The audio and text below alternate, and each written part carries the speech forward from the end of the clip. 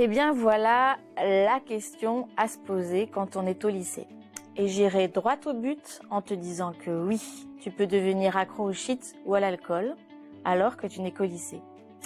L'alcool et le shit ont cette particularité qu'on peut y devenir accro très rapidement, même si la dépendance à l'alcool est moins répandue à l'adolescence qu'à l'âge adulte.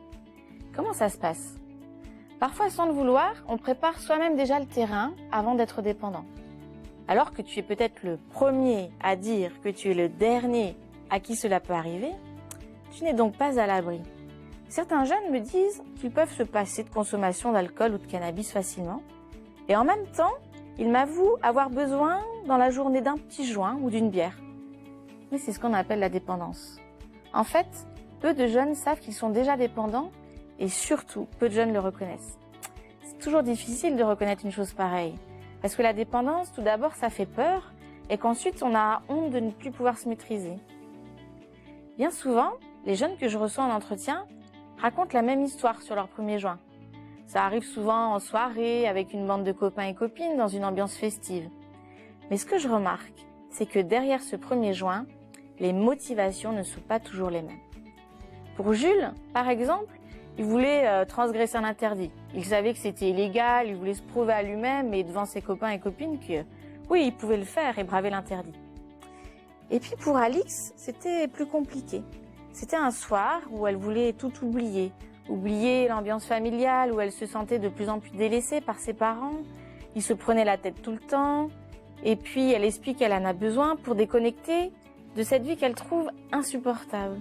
En fumant des joints, elle rigole, chose qu'elle n'arrive pas à faire naturellement dans sa vie de tous les jours. Pour l'alcool, généralement, ce que tu recherches, c'est de t'alcooliser le week-end avec tes amis. Mais les conséquences peuvent être aussi plus dramatiques que fumer un joint. Les statistiques sont formelles. Les accidents de scooter ou de voiture arrivent en général à cause de fortes alcoolisations. C'est la raison pour laquelle tes parents sont inquiets quand tu leur dis que tu pars en soirée. Eh oui, ils ne sont pas dupes. Ils savent que l'alcool circule. En m'écoutant, tu les entends peut-être déjà te poser toutes sortes de questions. Mais dis-toi qu'ils ont raison de te poser ces questions. Ils sont dans leur rôle de parents. Et le contraire serait inquiétant s'ils ne s'assuraient pas des endroits que tu fréquentes. C'est d'ailleurs souvent là que tout commence dans la consommation de shit ou d'alcool répété. C'est quand on se sent seul, délaissé, incompris de notre entourage familial. Tu as alors l'impression que quoi que tu fasses, tes parents ne se soucient pas de ce que tu fais et c'est alors difficile pour toi de faire face à toutes les pressions. Et tu as besoin de déconnecter, de remplir un vide au fond de toi qui te paraît immense. Je te propose de te poser plusieurs questions pour savoir si tu es dépendant.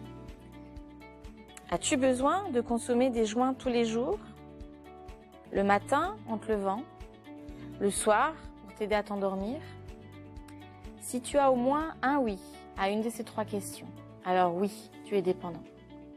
Tu deviens dépendant quand fumer un joint ou prendre un verre d'alcool est un besoin. Tu vas commencer à organiser toutes tes journées en fonction de la prise du produit, à voir de moins en moins tes amis, à ne plus trouver d'intérêt pour l'école ou d'autres activités que tu faisais avant. Tu as besoin également d'être dans les mêmes lieux, souvent aux mêmes horaires, et de réunir toutes les conditions agréables pour prendre le produit. C'est un peu comme se rendre à un rendez-vous où tu dois rencontrer une personne. Et cette personne est en somme le produit. Tu as alors établi un lien affectif avec le produit, à défaut de ne pas pouvoir l'établir avec d'autres personnes de ton entourage, par exemple. Pour te donner une image de la dépendance, c'est comme prendre un médicament dont tu as besoin pour colmater toutes tes angoisses. Tu as besoin d'un anesthésiant. Si tu t'es reconnu, je voudrais t'encourager en te disant qu'il existe des solutions pour ne plus être dépendant. La première porte de sortie est de reconnaître ta dépendance au shit ou à l'alcool en répondant sincèrement aux questions de tout à l'heure. La deuxième porte de sortie est de te faire aider. C'est une idée fausse de se dire qu'on peut s'en sortir par soi-même. Les dépendances sont trop complexes. Il suffit parfois de parler de ses angoisses à un professionnel pour les atténuer. Il ne sera pas là pour te juger, mais juste pour t'aider à comprendre pourquoi tu as besoin d'un produit dans ta vie.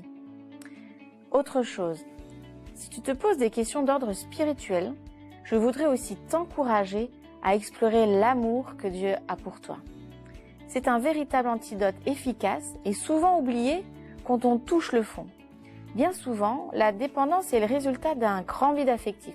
On a besoin d'un produit pour le combler.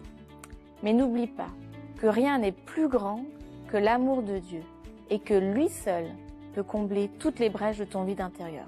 Alors accroche-toi à la bonne embarcation.